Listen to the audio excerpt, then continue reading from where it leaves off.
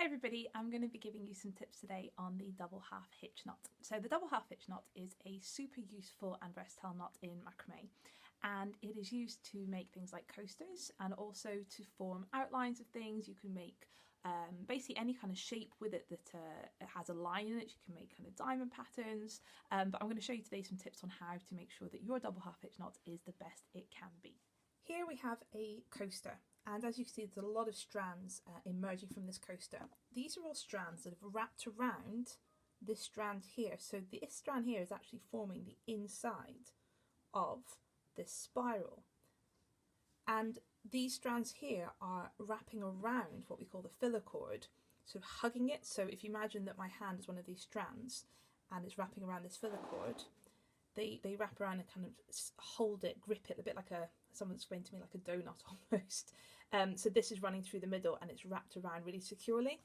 And the way to make a double half hitch knot is you have your filler cord and then you have your other strands, and you wrap them, you sort of go over the top and you knot them around very simply by doing this.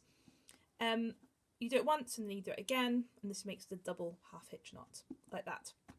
And you just keep on repeating this process around and around as your spiral gets bigger and bigger, you get a bigger and bigger coaster.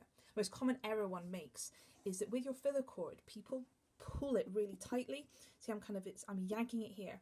And what this does, if you imagine, if you pulled this really tightly, it would force the filler cord to kind of cone up at the sides. And that's actually exactly what's happened here, is it's made a cone, which I can push either way. And what we don't want is a cone. We want a flat project. Now, if it wasn't too tight, no matter how much I pushed it, it would still remain flat. So if you ever are making a coaster and you wonder why it's gone a cone shape, it's because you've pulled the filler cord too tightly. And there are two ways that you can end up pulling it too tightly. One is simply when you are making your knot. So when I'm wrapping these strands around my filler cord, I'm pulling on this at the same time as pulling on this. You don't want to do that. You want to just let your filler cords almost sit.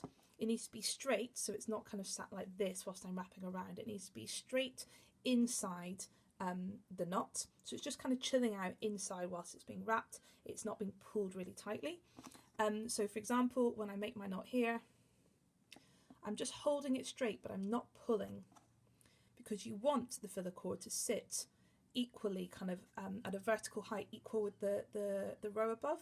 If you pull it so tightly, it's going to sit up towards, if I pull it, it's going to come up here, which means I'm going to form a cone shape. So you want it just to be sitting, resting naturally, level with the one above. And if you do that from the start, you won't have a problem. So I'm just going to let it chill out, move that away.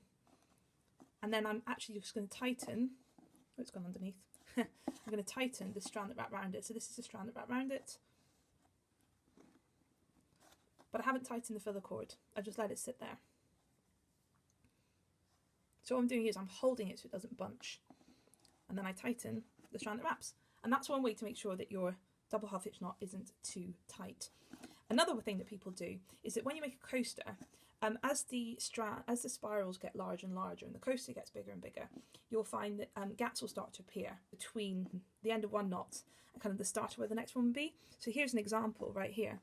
If I was to form a double half hitch knot with this strand here, you can see that it wants to wrap, if I bring it up to the camera, it wants to wrap here, so there's like a gap. So in order for me to bridge the gap so everything is next to each other, I'm going to have to pull this filler cord sort of across, which is what I don't want to do because that means I'm pulling it tightly. So when we make coasters, what we do is we have some spare strands that we attach, and this bridges the gap without having to pull anything. We attach them using a reverse lark's head. Tutorials for this are on my YouTube channel. So now I've attached it and I have now bridged that gap, so I can wrap this strand around the filler cord, and I don't have to pull it tightly. And this is another way you can make sure that your double half hitch knots aren't too tight. You don't start forming a coning shape, or as some of my members like to call it, a nipple tassel, because let's be honest, it could look a little bit like a nipple tassel. So this is my tips today for how to form a successful double half hitch knot. The main thing is not to pull your filler cord tightly. It just wants to sit chilled out in the middle of what we can call the donut, and the other strand is the one that's tight around it, but the filler cord, it doesn't need to move.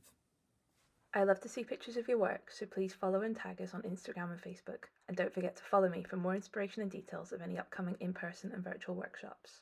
You can also check out my website or Etsy store to see my full kits that contain all materials and full instructions, where everything is cut to size for you in advance, leaving you to focus on the fun parts of the learning and the creating.